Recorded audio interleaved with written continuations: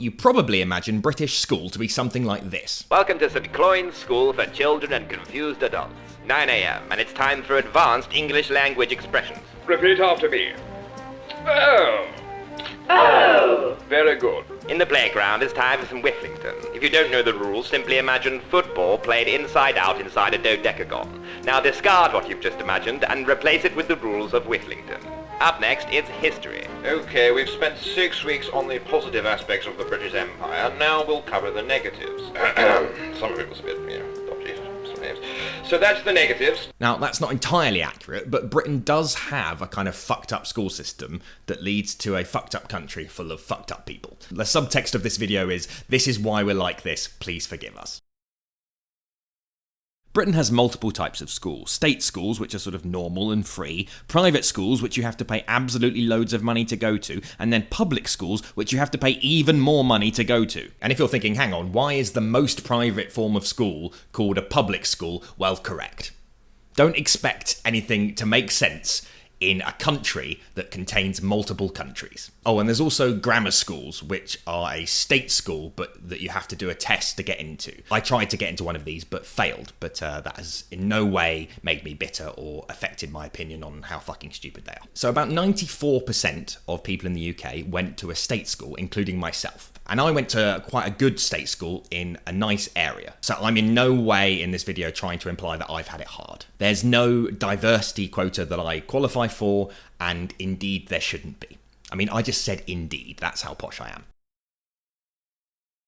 Even going to a good state school, I think the experience made me feel like shit. State school in Britain is basically like this. You're in a classroom with 32 children of varying intelligence and motivation and ability to wear deodorant. At the front of the class is a depressed teacher called Mr. Banstridge or something, who's really good at controlling the class, assuming what he wants the class to be doing is screaming and throwing compasses at each other. And you don't have any chance to find out who you are, because if you demonstrate any notable personality quirk, you will be instantly humiliated for it. You'll be like, oh, I think I quite like trains. Well, that's 5 years of everyone going ch-ch-ch-ch-ch every time you walk into a room. Well done, you fucked yourself there. If you start doing well academically, someone calls you gay and throws a chair at your head, and you go, sir, that's not very nice. Yeah, it was the joke was it was the teacher. I did that joke. Fight me. If you do badly academically, someone calls you gay and throws a bin at your face, and you go, well, that's not very nice, mum. Yeah, it's similar joke, but not the same. Fuck you. Sex education is just a drawing of a cock and balls on a napkin.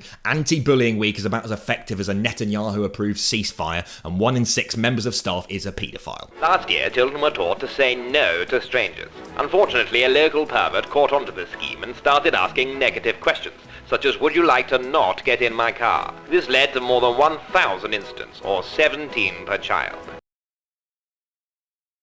Now, because I didn't go to private school, it's quite hard for me to do the bit of the video where I talk about what private school is like. I don't really know. But I have met a lot of people who went to them, and I would say the main difference is that they seem confident. They enter social situations expecting them to go well. How messed up is that? Not like a normal person who spends the entire time worrying that they're going to get an accidental boner that knocks over an ornamental vase that then shatters the skull of the last living World War II veteran. You know, normal thoughts. My guess is that private schools tell their students implicitly or explicitly that they matter, that they can be great and that they're special. Whereas if anyone tells you you're special in a state school, that's just their way of trying to call you disabled. Private schools aren't bound by pesky government regulations, meaning they can do their own subjects, such as experimental dark science. These students have given this cow the brain of a local alcoholic. This lad has successfully bred a hamster that shits Tic Tacs. Now, you might say, so what? So what if some posh people can enter a social situation without being sick in their own mouth? Why does it matter? Well, actually, the statistics are kind of terrifying. People who went to private school make up 6% of the UK population, but they make up 35% of BAFTA-nominated actors, 40% of recent Brit Award winners, 66% of CEOs, and 81% of prime ministers. 81%? I mean, according to my state school maths, that's what? 50%? Given that 94% of British people don't benefit from this system, you'd think we'd have democratically got rid of it by now, but we haven't. And I actually think there's a few reasons for this. One of them is that posh people hide it quite well. They do things to disguise the fact they've had an unfair advantage. It's like Lily Allen singing in a Cockney accent, or Charlie XCX recording songs that suggest she's definitely never been able to afford any music lessons. I also find that they never fully admit to being posh. They often say that they got into private school on a scholarship, but when you probe a bit further, it's like a violin scholarship. Which makes me think you might have been able to afford some violin lessons. Oh, you could only get in on a violin scholarship. Boo-hoo. What do you want, the world's smallest violin? You've already got one. Oh, it's your travel violin. Okay. But I think perhaps the biggest factor is that poshness is beguiling. I don't know if it's the shiny hats or the big houses or the camp horses, but there's something about the upper class way of living that people feel affectionate towards. A good example is the royal family. They're a kind of arbitrarily chosen group of people that we all pay to live in paradise. They're basically a state-funded Kardashians with less to say. I mean, take the Queen. I mean, she was one of the blandest people ever to live. I've met error reports with more personality than that woman. She's just like white nothing. She's like flour. And not just because she's inbred.